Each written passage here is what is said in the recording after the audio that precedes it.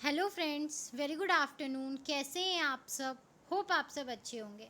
जैसा कि आप लोगों को पता है, ये हमारी बिजनेस फाइनेंस की सीरीज़ चल रही है, जिसमें आज हम क्या पढ़ेंगे, अपना नेक्स्ट टॉपिक जो कि है फैक्टरिंग।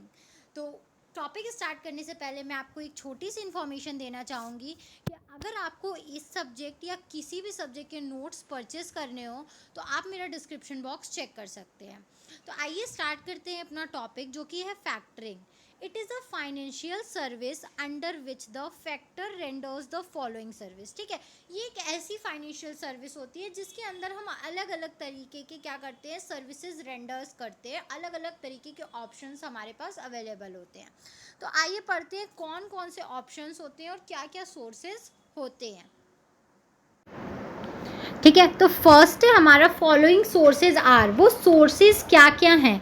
तो पहला है हमारा discounting of bills and collection of clients डेब्ट। ठीक है, discounting of bill, first of all मैं क्या करना चाहूँगी कि इसका एक बार थ्योरी पढ़ना चाहूँगी, देन मैं आपको एक्सप्लेन करूँगी with example. Discounts bill of exchange and also collect the debts of client. The client sell their receivable on account credit sale or the factor of certain discount. The factor become responsible for all credit control and debt collection from a buyer and provide protection against any bad debts loses to the firm. ठीक है, देखो ये क्या होता है discount bill of exchange. मैं आपको एक एग्जांपल देती हूँ। जैसे क्या यहाँ पे बोल रहा है कि अगर हम हैं, ठीक है, मैंने क्या किया था, एक किसी को सामान बेचा हुआ था। ठीक है, मैंने किसी को सामान बेचा हुआ था और मान लो मैंने 10,000 का उसको सामान बेचा था, लेकिन वो पेमेंट मेरे पास अभी तक नहीं आई हुई थी।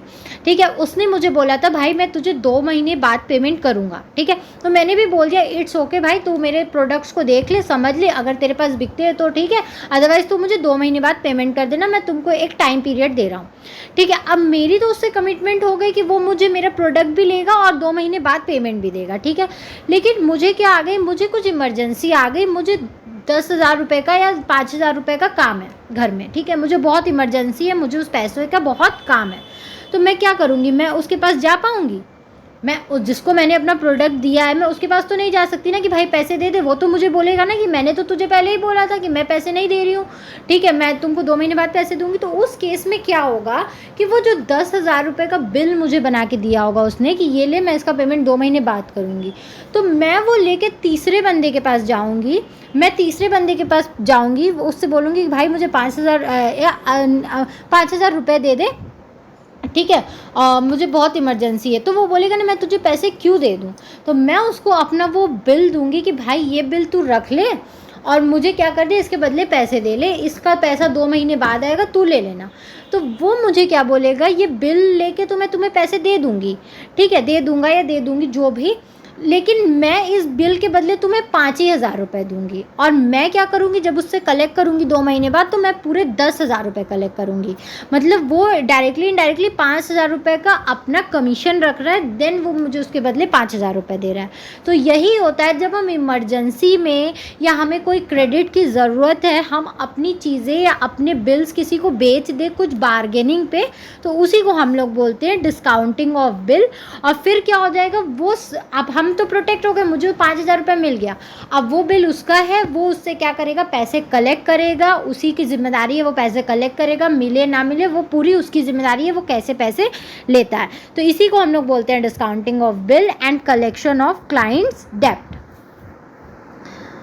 नेक्स्ट है हमारा providing information about credit वर्थनेस of prospective client. ठीक है, अब वो क्या करेगा, उसको इन्फॉर्मेशन भी तो देगा कि हाँ भाई इसकी क्रेडिट वर्थिनेस इस क्लाइंट की कैसी है। Factors hold detailed information about the trading history of the firm. With the help of such information, firm using factoring services are saved from doing business with customer with poor payment record.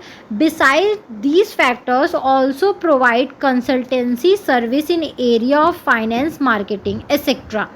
The factor charges fees for the service rendered and these service are provided by the organisation, SBI factors, commercial services limited etcetera. ठीक है, अब वो जो factor होगा वो क्या करेगा, उसको अपनी सारी ट्रेडिंग हिस्ट्री बता देगा कि भाई ये बिजनेस ऐसा करता था, ये ऐसा, क्योंकि अगर जब तक उसको इन्फॉर्मेशन नहीं होगी, चीज़ों के पता नहीं होगा, तो वो कैसे ले लेगा उसका बिल, क्या पता वो बिल ले ले और वो पेमेंट ही ना करे। ठीक है, तो वो उसको सारी इन्फॉर्मेशन देगा ताकि वो पुअर पेमेंट से बच सके, और फिर वो क्या करेगा, उस फाइनेंस मार्केट से कंसल्ट भी करेगा कि हाँ इसकी हिस्ट्री क्या है, इसके पेमेंट रिकॉर्ड्स क्या हैं। वो कुछ क्या करते हैं, अपने चार्जेस लेते हैं, जो भी उसको बताते हैं, रेंडर्स करते हैं। और ये ऑर्गेनाइजेशन कौन कौन से होते हैं, जैसे SBI factors, commercial services limited, ये सब होते हैं। ठीक है, तो होप समझ में आ गया होगा आप लोगों को। बहुत इजी टॉपिक है, इसमें कुछ भी ऐसा नहीं है जो आपको ना समझ में आए।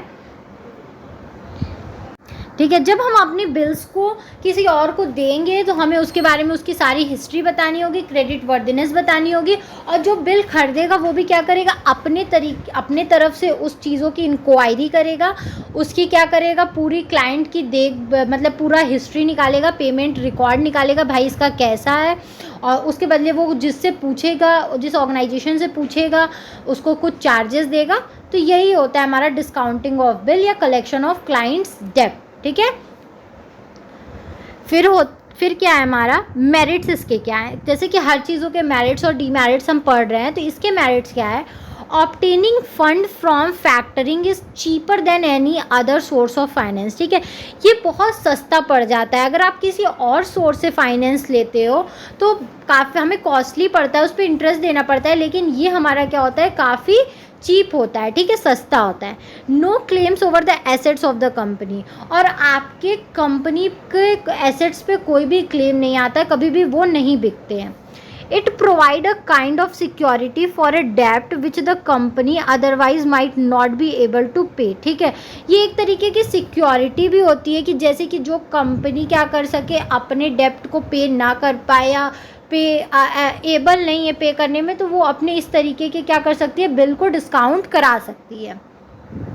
अब इसके डीमेरिट्स क्या हैं, factors generally charge a high rate of interest. ठीक है, जैसे कि अभी हमने देखा उसने 5,000 रुपये का अपना कमीशन रखा, तो फैक्टर्स जो भी ये खरीदता है वो क्या करते हैं, जनरली बहुत हाई चार्ज करते हैं interest. By involving a factors the company is inviting a third party between customer and company, the customer may not like it. ठीक है, इससे क्या होता है, एक कंपनी क्या करती है, तीसरे पार्टी को कहीं ना कहीं इन्वॉल्व कर रही है ना, जो कि शायद हो सकता है कस्टमर अपनी और अपने कंपनी के बीच में तीसरे बंदे को ला रही है। तो इस शायद कभी कभी कस्टमर्स को ये चीज़ें नहीं पसंद आती है। भाई कस्टमर्स के पास कोई भी जाएगा पेमेंट लेने, और हम ही के पास कोई आएगा कि ये ले तुम्हारा बिल था, तुम मुझे 10,000 दे दे, तो मैं नहीं ना जाऊँगी, मैं उसको नहीं ना दूंगी, बोलूँगी भाई ये तो मेरा किसी और के साथ हुआ था बातचीत, आपको मैं पैसे क्यों दूँ। तो कभी कभी कस्टमर्स को ये चीज़ें नहीं पसंद आती हैं, तो इसमें क्या होता है, क्लैश कर जाता है कभी कभी हमारी थिंकिंग।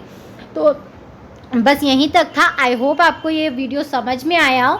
अगर फिर भी आपको कहीं भी कोई भी दिक्कत है तो आप मुझे कमेंट सेक्शन में कमेंट करके पूछ सकते हैं। Thank you very much for watching my video and please please please do like, subscribe and share my channel. और आपको अगर इस सब्जेक्ट या किसी भी सब्जेक्ट के नोट्स परचेस करने हो तो आप मेरा डिस्क्रिप्शन बॉक्स चेक कर सकते हैं। Thank you.